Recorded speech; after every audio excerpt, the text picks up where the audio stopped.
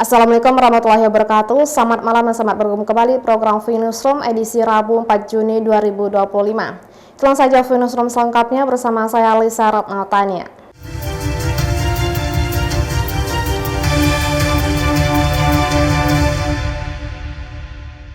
Unit Pelaksana Teknis Daerah UPTD Samsat Tanjung Pinang menargetkan pendapatan asli daerah atau PAD dari sektor pajak kendaraan bermotor sebesar 42 miliar rupiah pada tahun 2025. Namun hingga awal Juni, realisasi penerimaan baru mencapai sekitar 33% atau senilai 14 miliar rupiah lebih. Samsat Tanjung Pinang menargetkan pendapatan asli daerah dari sektor pajak sebesar 42 miliar rupiah pada tahun 2025. Angka tersebut lebih rendah dari target tahun sebelumnya, yakni 52 miliar rupiah. Kepala Seksi Penerimaan dan Penetapan UPT Samsat Tanjung Pinang Nurfasanti mengatakan, hingga awal Juni 2025, realisasi penerimaan baru mencapai sekitar 33% atau senilai 14 miliar rupiah lebih. Nurfasanti menjelaskan kondisi serupa juga terjadi pada penerimaan bea balik nama kendaraan bermotor atau BBNKB. Dari target 24 miliar rupiah baru terkumpul 4,3 miliar rupiah atau hanya 17%. Dari total penerimaan tersebut sebanyak 60% dialokasikan ke pemerintah Kota Tanjung Pinang melalui skema opsen pajak. Belum diketahui pasti penyebab rendahnya realisasi BBNKB, namun Nurfasanti menduga penurunan daya beli masyarakat menjadi salah satu faktor. Untuk PKB 42 miliar 881 juta 796 751 rupiah. Untuk pencapaian kita saat ini masih 33%. Ya, pencapaian kita masih 14 miliar 170. Untuk BBNKB, target kita untuk tahun 2025 itu 24 miliar 498 juta 662 ribu. Untuk BBNKB kita terus terang penerimaan BBNKB kita sangat kecil sekarang. Nggak tahu mungkin kemampuan masyarakat ya untuk membeli kendaraan. Jadi BBNKB kita baru menerima 4 miliar 300 juta dengan persentasi baru 17,58%. Kalau seandainya kita gabung dengannya opsen pajak sebenarnya nggak terlalu rendah, tetapi kan opsen pajak yang telah kita berikan buat Kota Tanjung Pinang untuk PKB sendiri yang seharusnya itu milik Provinsi Kepri, tetapi karena ada Undang-Undang Nomor 1, jadi menariknya, meski target belum tercapai, penerimaan dari sektor pajak kendaraan bermotor dan BBNKB tetap memberi kontribusi bagi pendapatan daerah. Lucia Ratnosari dari Tanjung Pinang melaporkan. Pemerintah Provinsi Kepulauan Riau menunda pembangunan jembatan layang atau flyover di persimpangan Jalan Kota Piring, Kota Tanjung Pinang. Faktor utama tertundanya pembangunan flyover tersebut karena keterbatasan anggaran.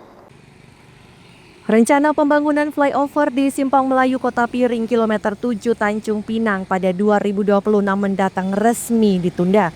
Gubernur Kepulauan Riau Ansar Ahmad mengungkapkan ada dua alasan penundaan rencana pembangunan flyover tersebut. Pertama, Pemprov Kepri memiliki keterbatasan anggaran untuk membangun jembatan layang tersebut. Bahkan anggaran untuk pembebasan lahan juga tidak cukup. Kedua, pemberlakuan pembatas lahan yang digunakan sekarang dinilai cukup efektif. Gubernur Ansar mengatakan pihaknya telah berkoordinasi dengan Pemko Tanjung Pinang membahas persoalan ganti rugi lahan milik warga. Namun kondisi anggaran tidak memungkinkan untuk pembebasan lahan tersebut. Ansar menerangkan dalam masa defisit anggaran di Pemko Tanjung Pinang dan Pemprov Kepri, kegiatan pemerintahan harus lebih efektif. Meski begitu, setelah kondisi anggaran membaik, kemungkinan jembatan layang itu dapat segera dibangun. Ya kan ini mungkin terkaitannya dengan anggaran ya. Dan kemarin kan belum ada solusinya. Nah, ternyata jalan itu setelah diberikan pembatas itu kan udah bisa menjadi solusi sementara bagus. Ya nanti kita lihat dulu kemungkinannya karena ganti rugi lahannya juga cukup mahal di situ. Saya kemarin sudah bahas sama Pak Alis, saya bilang Pak Alis karena solusinya itu sudah ada. Kalau nanti uang kita memungkinkan kita jalan, kalau belum kita tunda bisa aja tahun 2027-2028. Ya, itu sebenarnya pembatas itu kalau dipermanenkan juga sudah menyelesaikan persoalan. Dulu macet justru karena ada lampu merah di situ, ya kan? Nah, yang penting muternya tuh udah dekat kan, sudah dibuka, nanti tinggal dirapikan. Di tengah pembangunan flyover Kota Piring yang tertunda, Pemprov Kepri fokus membangun Tugu Bahasa dan beberapa kantor OPD pada tahun 2026 mendatang. Lucia Ratnosari dari Tanjung Pinang melaporkan.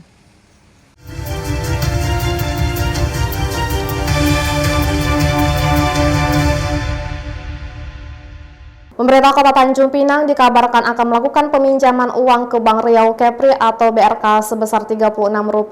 Puluhan miliar tersebut akan digunakan untuk membayar tambahan penghasilan pegawai aparatur sipil negara atau TPP ASN. Pemerintah Kota Tanjung Pinang sedang terhimpit masalah anggaran untuk membayar TPP ASN reguler dan gaji ke-13, sehingga berencana akan melakukan peminjaman ke Bank Riau Kepri. Wali Kota Tanjung Pinang Lis Darmansyah membenarkan hal tersebut. Dia menyebut bahwa Pemko terpaksa melakukan peminjaman uang karena dipastikan tidak sanggup membayar TPP para ASN di tengah kondisi defisit anggaran. Menurutnya, hal itu dilakukan karena ASN merupakan penggerak ekonomi masyarakat di Tanjung Pinang sehingga TPP wajib dibayarkan. Lis menilai jika tidak meminjam ke bank, Pemko Tanjung Pinang tidak akan mampu membayar tunda bayar yang nilainya mencapai 70 miliar rupiah. Terlebih, anggaran hasil efisiensi besar-besaran yang telah dilakukan tidak mencukupi untuk melunasi tunda bayar secara keseluruhan. Sehingga Pemko terpaksa mengajukan pinjaman untuk menutupi pembiayaan tunjangan pegawai tanpa menyentuh anggaran hasil efisiensi. Tunjangan TPP pegawai. Nominalnya Pak? Nah, karena kalau kita tidak minjam, kita tidak bisa mampu untuk membayar tunda bayar. Hasil efisiensi anggaran itu hanya bisa untuk menutup yang namanya tunjangan, menutup tunda bayar. Tunda bayar itu kan sekitar 70 miliar. Kita dapat dari hasil efisiensi sekitar 63 miliar. Jadi pinjaman itu dilakukan untuk sampai akhir tahun aja kan. Berkemungkinan nggak 50, 36 aja. Sampai pokoknya kan TPP pegawai ini kan harus 14 bulan. Saya berharap bahwa TPP pegawai itu tidak terlambat.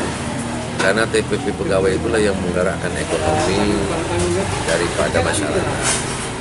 Diketahui pembayaran TPP ASN tersebut akan dilakukan pada Juli mendatang setelah proses peminjaman uang di Bank Riau Kepri selesai. Nantinya uang pinjaman sebesar puluhan miliar tersebut akan dilunasi Pemko Tanjung Pinang dalam APBD Perubahan 2025. Lucia Ratnosari dari Tanjung Pinang melaporkan. Jelang Raya Idul Adha 1446 Hijriah, warga Tanjung Pinang berbondong-bondong memburu santan untuk mengolah hidangan daging sapi. Namun mendekati perayaan tersebut, harga santan di Tanjung Pinang melonjak harga menembus Rp43.000 per kilogram. Harga santan kelapa di Kota Tanjung Pinang mengalami kenaikan cukup signifikan menjelang Hari Raya Idul Adha 1446 Hijriah. Meski begitu, banyak warga tetap memburu santan sebagai bahan favorit dalam mengolah hidangan daging sapi untuk merayakan Idul Adha nanti. Contohnya seperti yang terjadi di sebuah kios penjual santan di Jalan Kuantan, Kota Tanjung Pinang. Terpantau pada Rabu 4 Juni 2025, warga ramai memadati kios tersebut demi mendapatkan santan kelapa. Bambang Triyono, pemilik kios santan, mengungkapkan bahwa harga santan mengalami kenaikan bertahap sejak 5 hari terakhir. Mulai dari Rp38.000 per kilogram hingga sekarang mencapai Rp43.000 per kilogram. Sedangkan untuk stok, dia mengakui kelapa yang didatangkan langsung dari Kabupaten Natuna dan Kota Jambi tersebut masih aman. Diketahui bahwa dalam sehari Bambang mampu menjual 1.000 buah kelapa dengan harga Rp10.000 per buah. Kalau untuk harga masih stabil, masih sekitar 40-an kita. Oh, di 40, 43 gitu kita. Per harga liter santan, ya, per kilo. Oh, per kilo. Per kilo. Ini berarti untuk Idul Adha nanti stok kita berapa banyak? Kalau stok masih aman dari daerah Natuna, dari Jambi juga kelapa aman saat ini. Walaupun ada ekspor tapi masih aman. Sekarang ramai Pak? Apanya? Kondisinya sekarang lagi ramai? Kalau kondisi sekarang alhamdulillah lagi ramai. Dari kapan Pak? Seminggu Ini udah 5 hari yang lalu. 5 hari yang lalu. Mas, per biji berapa sih kita jual kelapa? Kita apa nih santannya? Per biji kelapanya. Oh, per kelapanya kalau kita jual 10.000. Tapi kita ambil dari produsen berapa satu biji kelapanya? Satu biji kelapa bervariasi bang, bervariasi dari ada yang 8.000, ada yang 9.000 sampai sini. Kita hitungnya itu sampai lokasi. Kalau dari kebun kan sampai lokasi sini butuh biaya ongkos. Baru kali 1 jam. Memang biasanya beli di sini, Bu. Ya. Ibu dapat nomor antrian?